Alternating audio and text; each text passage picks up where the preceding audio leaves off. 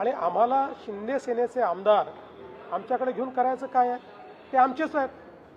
शिंदे सेना जी आहे ती आमचा मित्रपक्ष आहे, ती खरी शिवसेना आहे. त्यामुळे ते आमच्या मित्रपक्षाचे आमदार आम्हाला घेऊन आम्ही अशा प्रकारचं राजकारणही करत नाही. उलट शिवसेना मजबूत झाली पाहिजे याकरता आम्ही त्यांच्या पाठीशी उभे आहोत. वंदे मातरम पे बैन जो लगा था वो बीजेपी के कार्यकाल में लगा था, ऐसा आदित्य ठाकरे का कहना। वंदे मातरम पे कभी बैन लगा ही नहीं. वंदे मातरम पे जो कोई आघात हुए, कुठाराघात हुए, उसके लिए कांग्रेस जिम्मेदार है. कांग्रेस ने ही प्रस्ताव पारित करके वंदे मातरम को काट दिया और आधा ही वंदे मातरम गाया जाएगा ये कहा. उसी कांग्रेस के साथ गले से गला मिलाकर आदित्य जी रोज घूमते हैं. उन्होंने सवाल भाजपा को नहीं, उन्होंने सवाल कांग्रेस को पूछना चाहिए.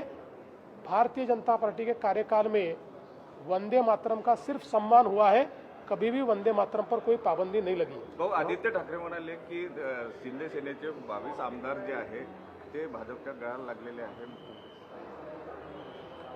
असं आहे म्हणण्याकरता तर उद्या कोणी हेही म्हणू शकेल की आदित्य ठाकरेंचे जे 20 आमदार आहेत तेही भाजपच्या गळाला लागले आहेत, असं कोणाच्या म्हणण्याने थोडी होतं.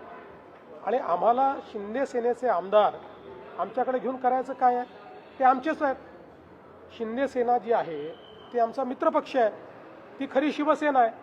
त्यामुळे ते आमच्या मित्रपक्षाचे आमदार आम्हाला घेऊन आम्ही अशा प्रकारचं राजकारणही करत नाही. उलट शिवसेना मजबूत झाली पाहिजे याकरता आम्ही त्यांच्या पाठीशी उभे आहोत. आणि निश्चितपणे भविष्यात शिवसेना, भारतीय जनता पार्टी आणि आमची महायुती अजून मजबूत होतानाच आपल्याला पाहायला मिळेल. मराठवाड्यात सोयाबीनचे 1 लाख कोटींचे वायदे झालेले आहेत. दक्षिण आफ्रिकेमधून ते इम्पोर्ट करण्यात येते, त्यामुळे सोयाबीनचे दर कोसळण्याची शक्यता आहे.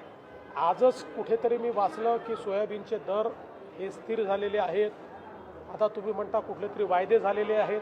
या कपोलकल्पित कोणीतरी काहीतरी बातमी सोडते, त्याच्यावर तुम्ही जाऊ नका. पूर्ण सोयाबीन आम्ही खरेदी करायला तयार आहोत.